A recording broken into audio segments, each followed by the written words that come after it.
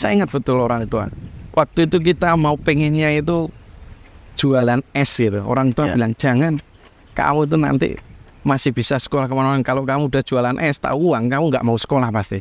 Sebenarnya kalau Nganjuk ini punya URC-nya, unit reaksi cepat. Sebenarnya kalau ada informasi mana yang perlu penanganan tentang kondisi jalan yang mulai tidak layak, kalau selama itu ada persiapan anggaran yang tepat, ya kita segera respon hal-hal yang sifatnya cepat, kita bisa menanganinya.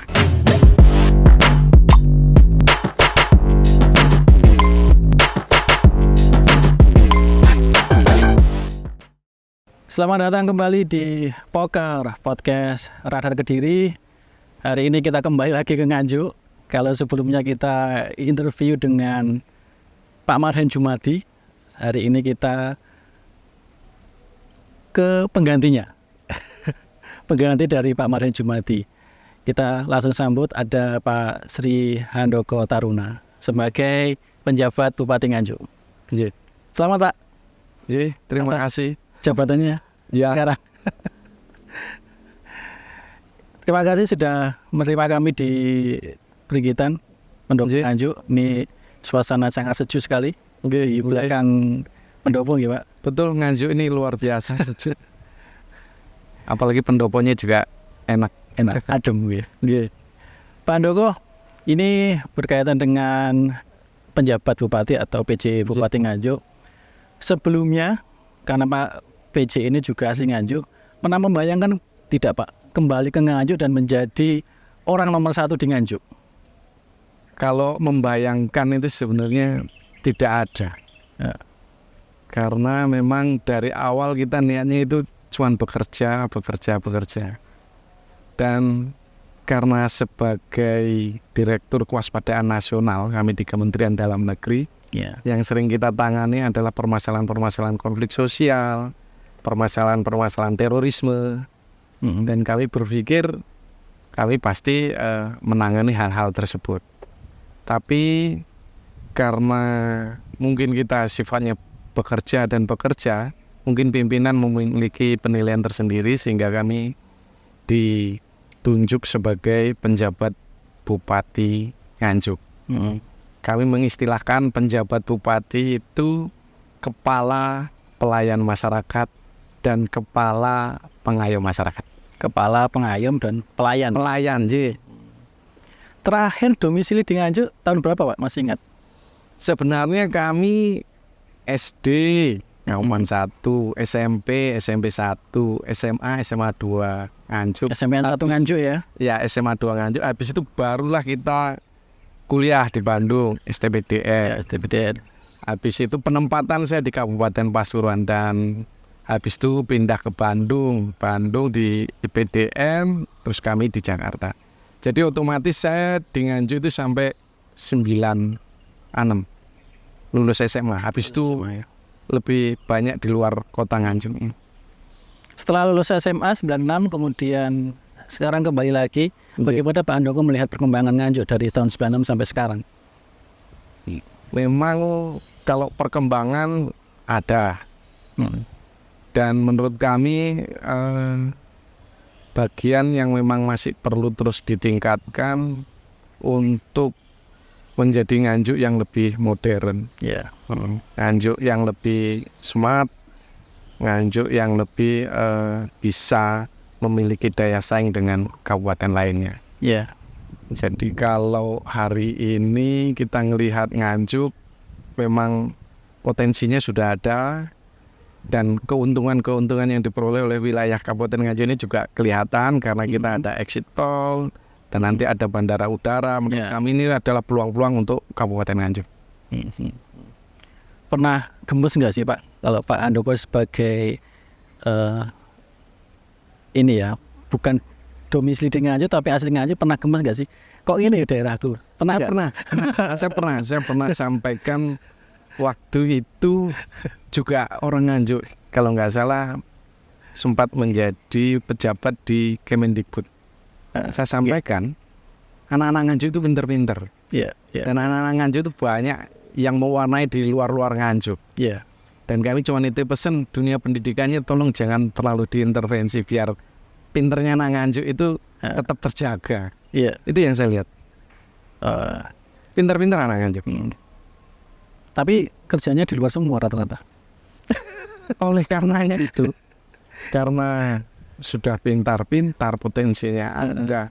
Sekarang sebenarnya kita mendorong juga sumbangsi pemikiran dari teman-teman yang hari ini mungkin berkinerja di luar untuk kita mensupport Nganjuk lebih berkembang ya.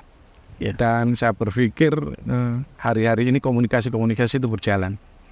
Dan peluang komunikasi itu menurut kami adalah peluang positif yang untuk bisa kita jadikan momentum untuk membawa Nganjuk berubah. Dan saya pikir Nganjuk sudah banyak perubahan. Iya. Berarti sekarang keluarga semuanya diajak ke Nganjuk ini, Pak? Kami punya anak 2, istri 1. Nah, Itu kasihan dulu ya? Iya, yang satu sudah kuliah. Oh iya. Masuk di kedokteran Unpad. Jadi beliau sudah ngekos lah, udah mandiri. Sedangkan yang satu ini yang SMP. Yang kemarin kita memang ada rencana kita pindahkan ke Nganjuk. Kasihan tinggal sendirian. Tapi ini kita masih hitung-hitungan lah. Karena tinggal waktunya juga, kita kan juga sementara posisi kekosongan jabatan sampai pemilu. Dan anak juga sudah nyaman di Jakarta. Menurut kami ya udahlah biar dia di Jakarta aja. Neneknya yang kita panggil untuk menemani. Berarti sebentar sama istri ya? Iya, betul. Kita beralih ke ini, Pak, program dari Pak PJ, Pak Handoko. Apa program prioritas yang nanti akan diterapkan di Kabupaten Nganjuk sebagai PJ Bupati? Ya, kemarin seperti yang kami sampaikan, kita ada tagline Nganjuk Bangkit, itu program prioritas kami. Kalau kita melihat dan membaca betul bahwa itu sebenarnya adalah penjabaran dari rencana pembangunan daerah Nganjuk 2024 sampai 2026.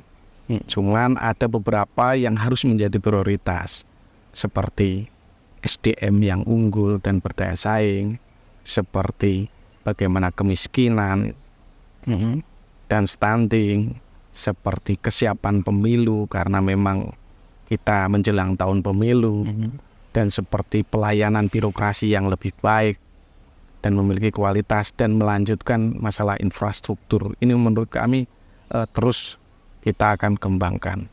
Karena kita sifatnya mengisi kekosongan ini, menurut kami sudah jelas, sudah barang tentu kita meneruskan atau kita melanjutkan dari rancangan pembangunan daerah yang sudah ditetapkan, tetapi kita ada memiliki penekanan-penekanan prioritas. Kalau tadi saya mendengarkan ada yang namanya infrastruktur ya? Untuk infrastruktur. Kira-kira di Nganjuk dengan nanti masa jabatannya Pak PJ sampai bulan November 2024, apa yang akan dikebut untuk infrastruktur di Nganjuk? Saya berpikirnya sederhana saja. Sebenarnya kalau Nganjuk ini punya URC-nya, unit reaksi cepat, sebenarnya kalau ada informasi mana yang penanganan tentang kondisi jalan yang mulai tidak layak, kalau selama itu ada persiapan anggaran yang tepat, ya kita segera respon hal-hal yang sifatnya cepat, kita bisa menanganinya. Saya juga beberapa hari jadi penjabat bupati ini, masyarakat pengen dekat kayaknya. WA mau masuk banyak. Pak, daerah kami begini, Pak, daerah kami begini. Jalan terutama, Pak. Iya, betul. Nah, ini kami kan juga baru beberapa hari, kami mohon waktu. Kami pasti akan membedah mana yang memang menjadi prioritas yang bisa terus kita lanjutkan. Untuk hal-hal yang menjadi prioritas termasuk infrastruktur. Karena memang betul, Pak. Beberapa yang lalu ada yang dari Wilangan itu protes soal jalan mereka. Sederhana permintaan mereka, diperbaiki lagi. Kami tadi juga dalam rapat evaluasi Smart City tadi itu, Nganjuk Smart City, ngobrol nggak dalam forum rapat tapi dengan beberapa camat gitu, beliau juga menyampaikan, Pak, mungkin nanti ke wilayah kami biar tahu kondisi wilayah, termasuk infrastrukturnya. Ya ini menjadi tantangan kita. menjadi tantangan kita untuk mana yang menjadi prioritas yang memang harus segera kita selesaikan. Karena kita tahu betul kondisi belum tentu juga semua sesuai dengan kemampuan APBD kita, tapi mana yang menjadi prioritas ya untuk kita segera kerjakan. Kalau dari programnya Pak Bupati sebelumnya, Pak Marhen Jumanti, apa kira-kira yang wajib dilanjutkan? Kami melihat kita nggak bisa menghindari dari namanya penggunaan teknologi.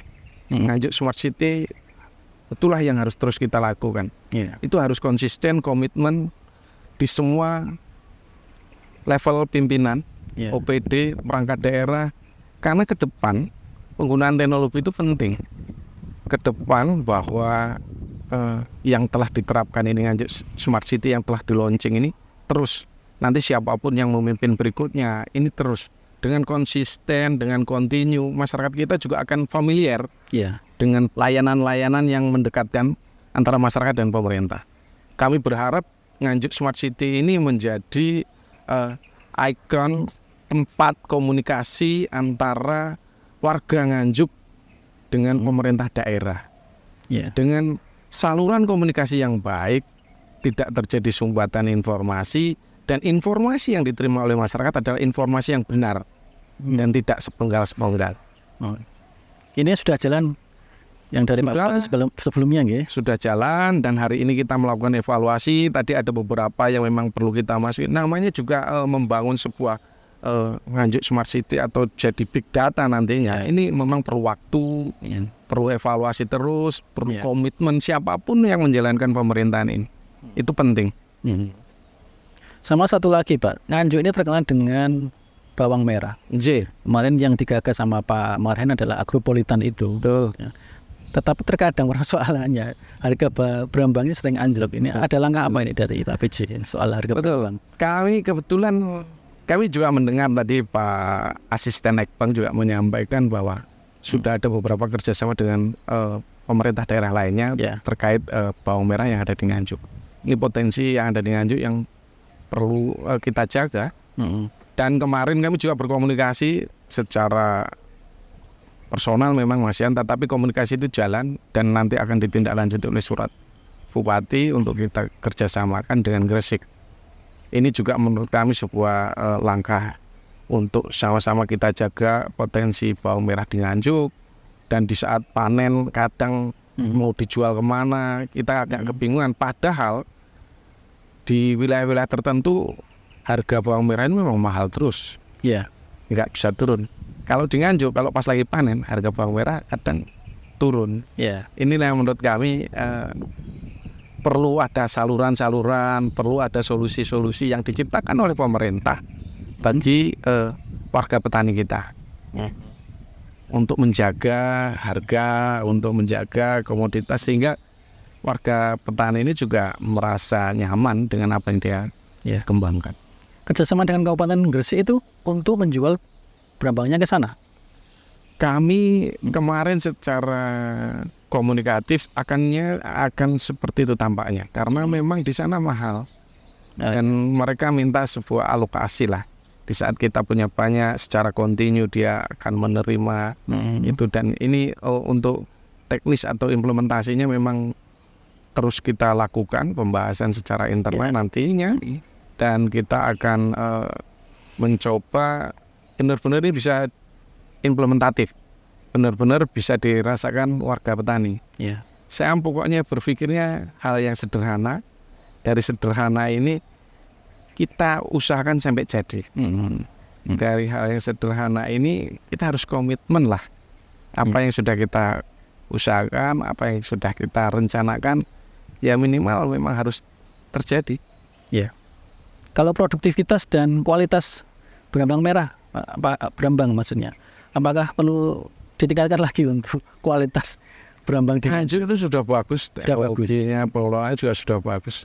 Menurut kami ya tinggal kadang permasalahannya di para petani kan setelah panen ini mau dikemanakan, dijual kemana, itu aja. Menjualnya berarti yang perlu kita carikan jalan keluar. Dan tahun depan ini tahun yang sangat penting Pak, karena ada pemilu. Pemilu 2024. mulai dari pileg dan pilkada, kemudian ada pilpres juga. Ini bagaimana ini menjaga netralitas teman-teman ASN supaya kondusif dan tidak gaduh di Nganjuk? Nggih. Kalau gaduh itu biasanya ditimbulkan karena pemimpinnya tidak netral. Biasanya begitu. Kalau saya sudah mendeklar saya netral, pasti semuanya juga akan mengikutinya. Itu yang paling penting. Jadi sudah kami yakinkan ke beberapa pihak bahwa saya menyediakan area politik di 2024 secara netral. Kami tidak akan ikut dalam kegiatan politik. Kami juga mengimbau ASN kita berjalan netral, dan silakan bagi para pelaku politik laksanakan pesta demokrasi dengan sesuai aturan. Kalau koordinasi dengan pihak kepolisian dan TNI, gimana? Itu sebenarnya sejak saya jadi Direktur Kewaspadaan Nasional, koordinasi itu sudah sering kami lakukan. Kami ini sebenarnya kalau sedikit kami cerita undang-undang pemerintah daerah sejak 2014, itu pemerintahan itu ada 3 klasifikasi urusan. Yang sebelumnya mungkin kita berpikirnya urusan pusat, urusan daerah. Padahal ada satu lagi, urusan pemerintahan umum. Urusan pemerintahan umum ini urusan tampung tantra. Urusan tampung tantra ini urusan yang menurut kami yang tidak dilakukan oleh baik pusat maupun daerah. Termasuk dalam pengelolaan demokrasi, dalam pengelolaan penanganan konflik, itu yang dilakukan. Jadi koordinasi yang kami lakukan sudah terbiasa dengan perangkat vertikal. Kalau di daerah ini hanya cuma satu OPD yang melaksanakan urusan pemerintahan umum, ini Kesbangpol. Makanya Kesbangpol itu sangat rajin berkoordinasi terhadap instansi vertikal. Dalam hal ini Forkopimda. Ada sanksi nanti Pak kalau misalnya ada ASN yang membuat dalam tanda kutip kegaduhan itu? Saya pikir sudah jelas aturannya. Kalau memang ada yang langgar, bagaimana tingkat pelanggarannya, sanksinya apa, sudah jelas tertulis di dalam aturan. Pilihan boleh beda, tapi harus tetap kondusif ya Pak? Betul. Tetap kan ASN ini juga punya hak pilihnya. Betul. Jadi dia boleh melakukan apa yang menurut dia itu pilihannya, tetapi tidak boleh melakukan di luar apa yang telah ditetapkan. Dan tahun depan lagi ini menjadi hal yang sangat penting bagi Nganjuk, karena Nganjuk ini menjadi salah satu penyangga bandara yang ada di Kediri. Betul. Karena sangat dekat sekali dengan Kabupaten Nganjuk. Betul. Itu bagaimana persiapan Kabupaten Nganjuk untuk menyambut bandara di Kediri, Pak? Bandara di Kediri adalah sebuah potensi juga untuk Nganjuk. Kami berpikir harusnya warga Nganjuk sudah mulai mempersiapkan. Jangan sampai apa yang menjadi potensi ini dikelola oleh mungkin kabupaten-kabupaten lain. Mari sama-sama kita siapkan. Saya juga mulai mengingatkan aparatur internal di Pemda Kabupaten Nganjuk, kira-kira apa yang bisa kita kerjakan.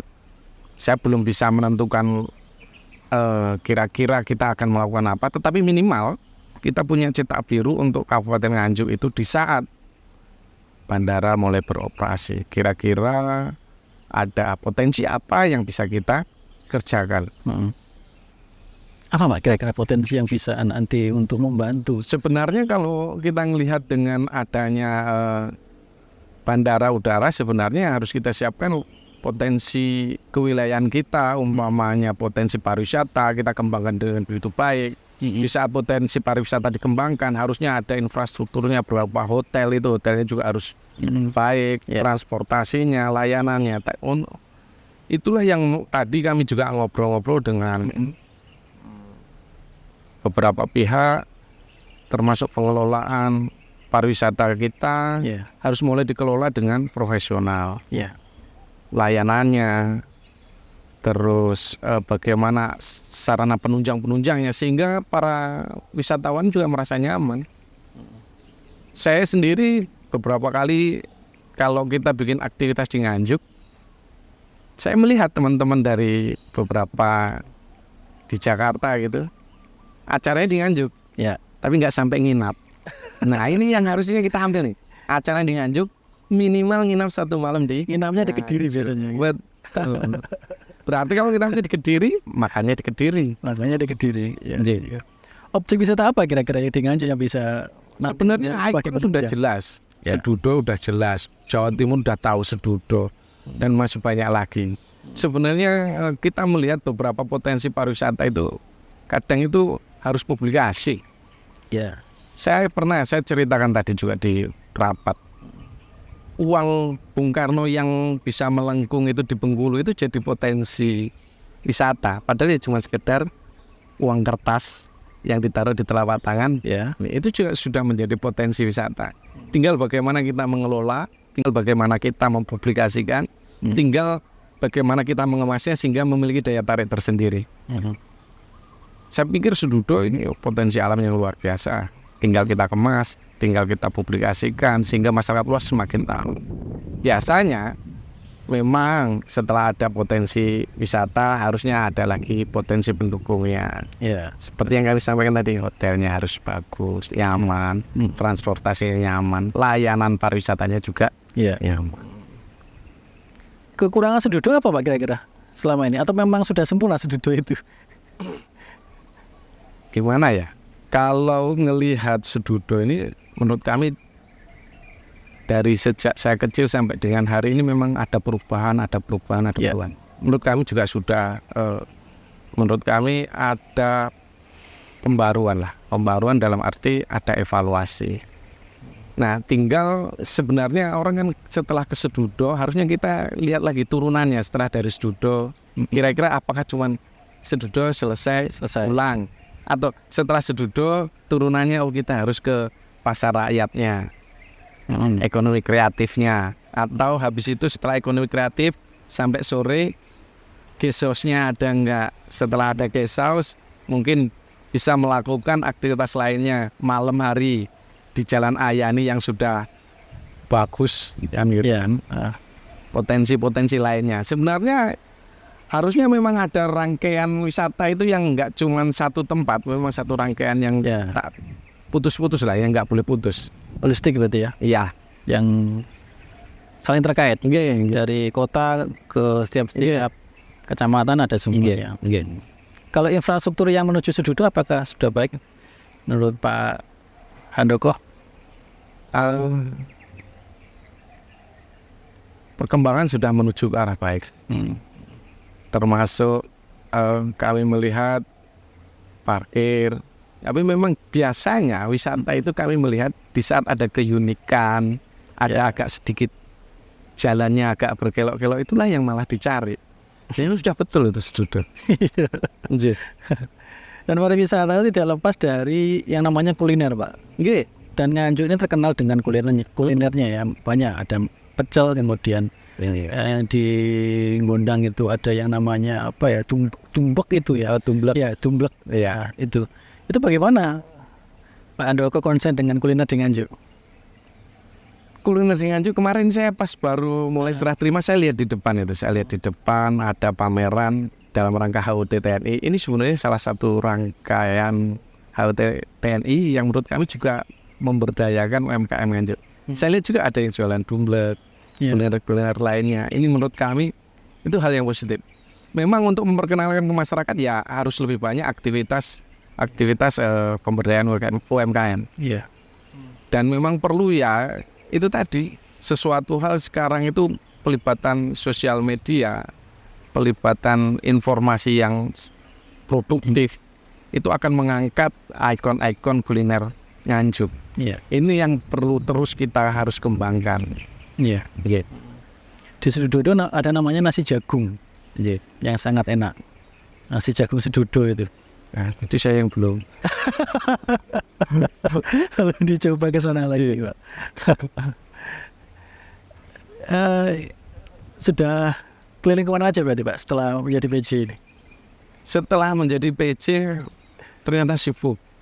Belum kemana-mana. Bahkan kalau ke rumah orang tua kadang tengah malam sebentar udah, malah belum kemana-mana.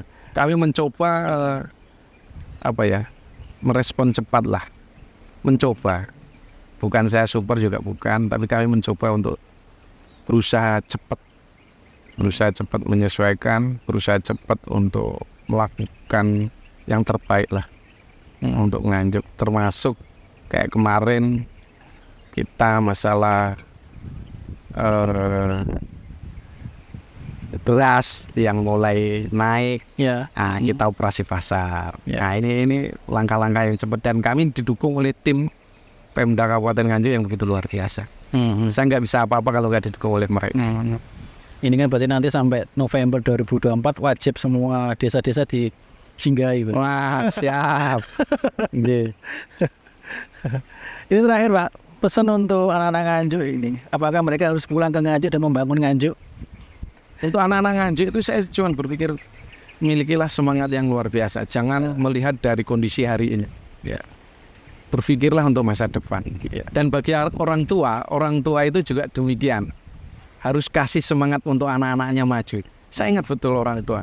Waktu itu kita mau pengennya itu jualan es gitu. Orang tua bilang jangan, kamu itu nanti masih bisa sekolah kemana-mana. Kalau kamu udah jualan es, tahu uang, kamu nggak mau sekolah pasti. Saya ingat itu omongan orang tua. Oleh karenanya kami sekolah. Dari kami sekolah, kami memiliki cita-cita. Cita-cita itu dibarengi dengan semangat pasti terwujud kok. Nggak usah ragu-ragu dengan kondisi. Mungkin orang sekitar menganggapnya, wah terlalu tinggi cita-cita. Tidak. Semua yang kita cita-citakan kalau kita niatkan dengan semangat yang baik pasti bisa. Jadi untuk semua anak-anak Nganjuk miliki cita-cita yang tinggi aja. Karena cita-cita yang tinggi ini pasti akan terwujud kalau dimiliki juga dengan semangat yang sangat tinggi. Mungkin warga Nganjuk nggak ada yang percaya masuk STPDN 96 itu nggak pakai uang dan segala macam. Padahal orang satu kabupaten bingung nyari saya. Kita nggak punya keluarga di Pemda, bingung. Pak yang lulus cuma satu. Kita teleponnya juga lewat telepon pinggir jalan. Kita juga nggak punya telepon. Kita pakai koin 100, kita telepon. Ternyata yang lulus cuma satu. Saya tanya, siapa Bu? Nggak ada, anaknya dicari seharian ini udah nggak pernah ada. Siapa pun namanya nih? Handoko. Itu saya Bu, cepet besok berangkat. Nah, artinya di saat kita memiliki semangat, nggak usah ragu-ragu. Semangat itu bisa tercapai kok. Kalau memang kita niatkan. Ini ada himbauan nggak untuk anak-anak Nganjuk atau warga Nganjuk yang sekarang berdiaspora kembali ke Nganjuk? Saya memiliki prinsip bahwa pengembangan itu tidak saja dilakukan di Kabupaten Nganjuk. Dan support masyarakat diaspora Nganjuk untuk Nganjuk juga tidak harus didukung dengan harus pulang ke Nganjuk juga enggak. Saya pikir masukan, informasi untuk menggali potensi Nganjuk ini sudah sesuatu hal yang positif bagi Nganjuk. Dan menurut kami di saat teman-teman yang diaspora Nganjuk ini memang ada keinginan ke Nganjuk, ya memang kita akan support juga. Tetapi lebih efektif dan efisien yang mungkin dalam waktu singkat bisa dilakukan ya komunikasi masukan untuk Nganjuk yang lebih baik. Saya seperti ini juga karena kami pasti di luar Nganjuk, kami mengalami proses di luar Nganjuk ini yang membuat kami tahu banyak hal. Oleh karenanya kami juga tadi juga memberikan saran kepada seluruh OPD, yuk kita buka wawasan, yuk kita belajar. Jangan malu untuk kita belajar berkomunikasi dengan wilayah di luar Kabupaten Nganjuk yang memang memiliki program atau sebuah sistem yang lebih bagus. Kenapa tidak kita belajar? Membuka wawasan intinya. Pak Handoko kan termasuk orang diaspora sebetulnya kan. Banyak sebetulnya komunitas warga Nganjuk di luar. Betul. Saya memang diaspora Nganjuk, tapi saya kadang memang nggak pernah kelihatan. Kerjaannya memang nggak kelihatan kerjaannya. Kali ini Direktur Kewaspadaan Nasional. Direktur Kewaspadaan Nasional itu kerjaannya kalau sesuatu hal tidak terjadi, ya itu kami berhasil berarti. Orang mau melakukan aktivitas yang menurut kita menghambat atau membuat sesuatu hal yang ini jadinya tidak baik, kita melakukan komunikasi. Jadi pekerjaan-pekerjaan kita adalah pekerjaan-pekerjaan komunikasi sih. Pekerjaan-pekerjaan yang bekerja sama dengan kadang dengan perangkat intelijen negara kami juga lakukan. Yang menurut kami ini adalah komunikasi untuk menyelesaikan setiap permasalahan. Oke. Terima kasih Pak Handoko waktunya dengan obrolan hari ini. Semoga sampai nanti 2024 bulan November semuanya lancar. Amin. Yang jelas saya adalah kepala pelayan dari masyarakat dan kepala pengayom masyarakat. Matur suwun. Terima kasih teman-teman semuanya.